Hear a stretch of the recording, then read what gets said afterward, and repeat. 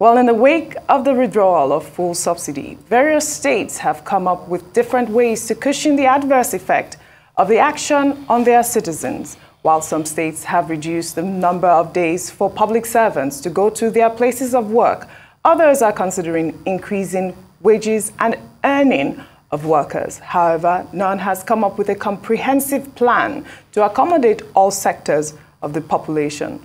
Well, Arise correspondent Benga Ashiru has an overview of the responses so far. Coping with the hard times in this race for survival takes a lot of policy troubleshooting to mitigate the economic crunch. But some others have a different plan altogether. They strongly believe the cash handout has little or no sustainability value, considering the prevailing cost of living. Many analysts would rather prefer investment in critical infrastructure that will give a more enduring facelift to the standard of living of a larger size of vulnerable Nigerians. In every crisis situation, either man-made or natural shocks, there are the first response. And in most cases, all countries over the world, we use cash transfer to cushion the effect and impact of those economic crisis, but also stimulate economic growth. While President Bola Tinubu is calling for a review of the 8,000 naira palliative package to 12 million poor households. This directive comes after the National Economic Council questioned the integrity of the social register and the rationale behind dashing out stipends. The governor's bloc rose to a unanimous decision calling for a decentralized social register, which should be implemented at state level. There is a big question mark about the integrity of the so-called National Social Register. People have questions about how those names in the register were brought about. The integrity test is what is missing with that register.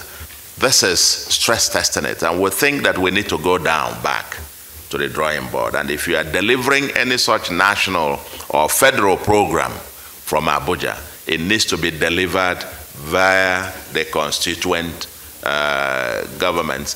Some of the governors have taken measures to cushion the effect on workers and pensioners by declaring palliative. As at this time of filing this report, while some governors still have their palliative plan as work in progress, Kwara, Ogun, Oyo, Imo, Taraba, and Edo states have announced palliative for workers and residents of the states. In Kwara State, Governor Abdul Razak has announced cash support of 10,000 naira for public servants with effect from July till a minimum wage is introduced, new hazard and skipping allowances, and 100% conmess for government consultants and medical doctors, occasional distribution of food to poor. For the Edo State Governor, Godwin Obaseki, he introduced the Edo Best at Home initiative to create more virtual classes, collaboration with electricity companies to improve power supply to homes and businesses to reduce the rising cost of energy, 40,000 naira minimum wage, and possibility of making an upward review, among other measures. Oyo State Governor Seyi Makinde will deploy mass transit buses, introduce cost control for bus fares for state residents, and set up civil servant salary review committee. In Ogun State, Governor Dapo Abiodun is announcing 10,000 naira cash palliative to all civil servants and pensioners with effect from July till next 3 months. Hazard allowance for all health and medical personnel, as well as peculiarity allowance for civil servants. Food distribution to the vulnerable, fertilizers and other farm inputs to farmers at subsidized rates. Payment of March and April 2003 leave bonuses for public servants and immediate release of letters of promotion in respect of 2021 and 2022. In Imo State, to ease the pain of subsidy removal, Governor Hope Uzodinma has rolled out palliative measures, including raising the minimum wage of workers to 40,000 naira with consequential salary adjustment of other levels. While the Taraba State government is embarking on massive distribution of fertilizers to farmers. But all this still begs the question of leaving out the non-farmers in the states. the way to go is also to ensure, right now we have, I think, $800 million from the World Bank. We have another 500 million that was also approved. Now, if you add all of that together, I was just doing the arithmetic. $800 million at 750, okay, gives you like 600 billion. If you add 500, that's 1 trillion. So that 1.1 trillion can do a lot, all right, especially in the area of, even if you take education, for example, okay, the government can see how it can scale up the National Health Insurance Scheme.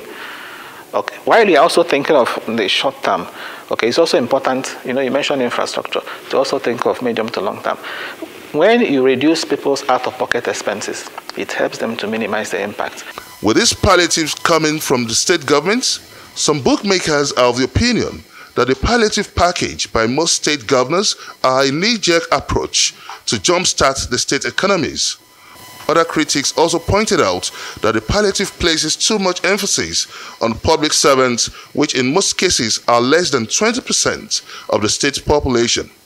The big question is, how sustainable are these palliatives in lifting the economy out of the poverty line?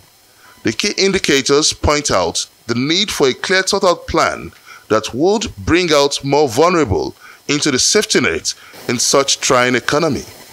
Benga Ashiru, Arise News. No, that was a great report from Benga. I mean, I thought that his close there was very apt. They need to come up with this clear, cut out palliative measure. I mean, we heard Dr. Soludo there, Professor Charles Chukwuma Soludo there 2 weeks ago, I believe it was, talking about going to check on this stress test, this national register. I mean, it's taking a long time, but we must commend these governors that Benga has mentioned in his report: Oyo State, Kwara State, Ogun State, Edo State, Imo State. I particularly liked Taraba State with the distribution of fertilizer. I also liked the measure by Edo State government, the Edo Best at Home for virtual classes. It will help, these people not have, I mean, thank God that there's a holiday now, but when the time comes for students to go back to school, they can do the virtual classes like we did during the COVID period. But it is important. Again, I talk about that report. Where are the palliatives? We need to know. Well, I mean, I don't know about commending governors. Why not, Steve? But I think that we can acknowledge the measures that they are trying to come up with. An acknowledgement for me. I don't think that we are in any way close to commendation. There's no commendation service going on in the country. Things are rough. Things are tough, and you don't build a country on palliatives. Palliatives are meant to be temporary and to, stop the hemorrhaging. But it's not even clear, because what we have is a situation where there's a mess, and then we are now trying to run after the mess and see what we can deal with.